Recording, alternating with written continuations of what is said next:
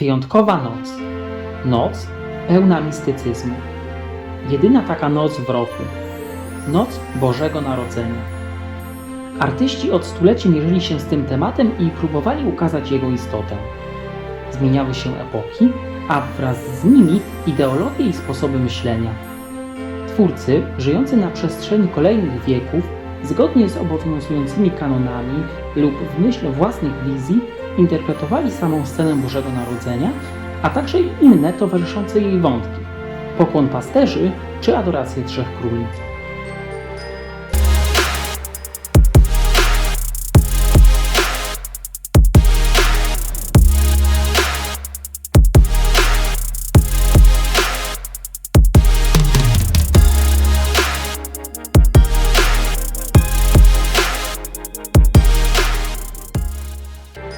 Jest sam początek XIV stulecia.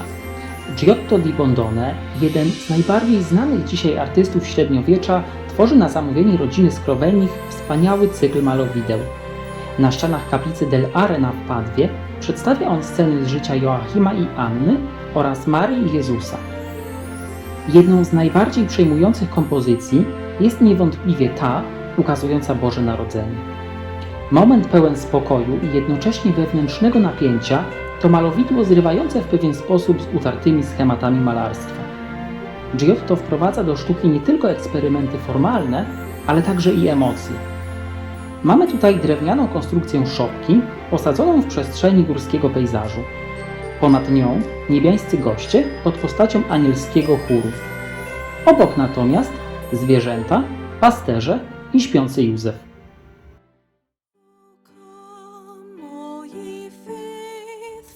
Sztuka bizantyjska wykształciła zupełnie inną ikonografię od tej, która znana jest powszechnie w kręgu kultury zachodniej. Scena Bożego Narodzenia, tak popularna w obu tych środowiskach, na wschodzie nabiera zupełnie innego wydźwięku. Złote tło, symbol wieczności i nieskończonej boskości, przenosi nas w pełen mistycyzmu świat bizantyjskich mistrzów malarstwa. W tym przypadku mamy do czynienia z niewielką miniaturą umieszczoną na kartach średniowiecznego manuskryptu. Nieznany dzisiaj malarz ukazał tutaj symultanicznie kilka dziejących się w różnym czasie scen. Po prawej widzimy anioła obwieszczającego pasterzom dobrą nowinę. W centrum Jezusa leżącego w żłóbku, a u dołu kąpiel dzieciątka. Szczególną uwagę przykuwa tutaj forma żłóbka przypominającego kamienny sarkofag oraz postać nowonarodzonego, owiniętego szczelnie tkaniną przypominającą całą. Wszystko to w sposób symboliczny odwołuje widza do wydarzeń, które rozgrywać będą się długo, długo później.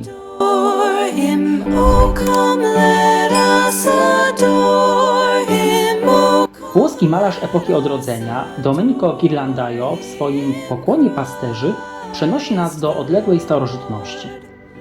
Ukazana scena rozgrywa się wprawdzie w czasach współczesnych artyście, o czym świadczą kostiumy postaci, jak i architektura miasta przedstawionego daleko w tle.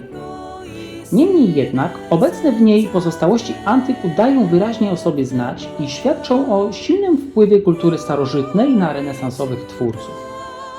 Otóż w oddali, po lewej, zaobserwować możemy pompatyczny orszak magów przechodzący właśnie przez łuk triumfalny. Zamiast drewnianego żłobu mamy tutaj kamienny, rzymski sarkofag ozdobiony festonem i łacińską sentencją. Sama szopka natomiast stanowi ruinę jakiejś antycznej budowy, być może świątyni, z której to pozostały smukłe filary zwieńczone korynckimi kapitelami. Równolegle z w pełni renesansową sztuką włoską rozwijała się na północy Europy twórczość artystów niderlandzkich. Intensywne kontakty polityczno-społeczne i wymiana handlowa sprawiały, że te dwa odmienne środowiska zaczęły uzupełniać się wzajemnie także na polu sztuk plastycznych. Tryptyk rodziny Portinari, namalowany przez Hugona van der Husa na zamówienie florenckiego bankiera, jest tego znakomitym przykładem. W całym przedstawieniu, a w szczególności w jego detalach, uwidacznia się znakomity zmysł obserwacji i realizm Niderlandczyków. Sztuka północy to sztuka przesycona symboliką. Snop siana u dołu kompozycji odwołuje nas do ostatniej wieczerzy. Lilie symbolizują czystość, a kwiaty orlika zapowiadają troski Marii. Święta Noc Corregia to scena niezwykle przejmująca. Główną rolę odgrywa tutaj mistyczne światło, którego bezpośrednim źródłem zdaje się być samo dzieciątko. To właśnie ono stanowi też bezsprzecznie centrum owej kompozycji. Roztaczający się od nowonarodzonego Jezusa blask jednocześnie przeraża i przyciąga skupione wokół Jego postaci. Unoszące się w górze sylwetki aniołów potęgują tylko nadrealny charakter tego podniosłego wydarzenia. Pokłon pasterzy czy Boże Narodzenie, bo również pod takimi tytułami znany jest obraz, należy do najbardziej znanych i zarazem najwybitniejszych dzieł późnego renesansu włoskiego, w którym uwidaczniają się również silne wpływy manieryzmu.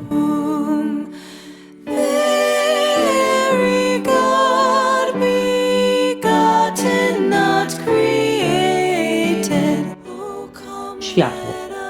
To właśnie ono poprowadziło na wyżyny malarzy kolejnej epoki. Barok pełen jest bowiem dzieł o niezwykłej sile oddziaływania. Widzimy to chociażby w tych dwóch fenomenalnych kompozycjach. Francuski karawagionista Georges de la Tour, podobnie jak Correggio, ukazał w swoim obrazie jedno źródło światła. Nie jest nim już jednak postać śpiącego dzieciątka, a niepozorna świeca, której płomień, zasłaniany ręką trzymającego, oświetla od środka trwające w ciszy i skupione wokół żłóbka postacie. Jak odmienna jest w porównaniu z tym przedstawieniem scena pokłonu Trzech Króli autorstwa Petera Paula Rubensa. Znika w niej zupełnie cały spokój. Pojawia się natomiast dynamizm i pompatyczność przybyłego właśnie do małego Jezusa pochodu. Cały korowód postaci wydaje się wręcz wylewać poza ramy obrazu i tworzy przedstawienie nad wyraz ekspresyjne.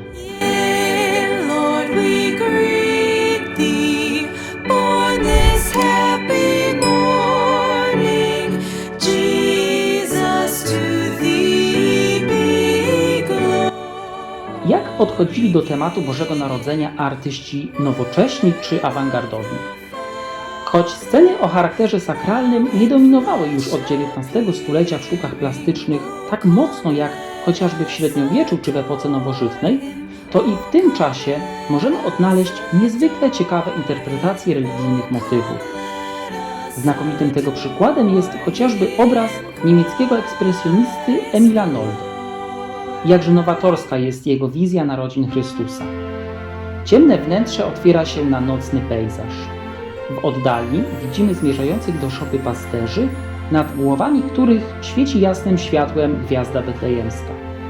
Maria unosi do góry dzieciątko, a osiołek je właśnie ze stojącego obok żłobu. Malarz zupełnie zeświadcza całą scenę, a do tego nadaje ludziom i przedmiotom nienaturalne, intensywne barwy, deformując tym samym odtwarzaną rzeczywistość.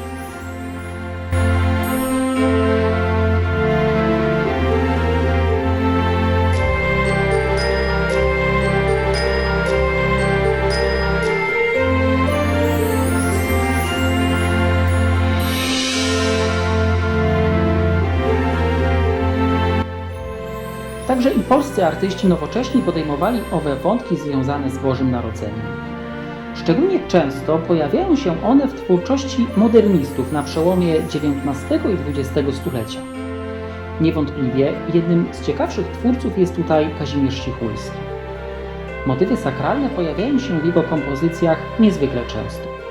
Cichulski zapamiętany został ponadto jako wybitny ilustrator Husulszczyzny, regionu zlokalizowanego na terenie Karpat Wschodnich. Niezwykle dekoracyjny tryptyk z pokłonem Trzech Króli łączy w swojej strukturze zarówno wątki sakralne, jak i elementy symboliczne. Odziane w ludowe stroje postacie magów to jednocześnie personifikacje Polski, Litwy i Rusi składające hołd huculskiej świętej rodzinie.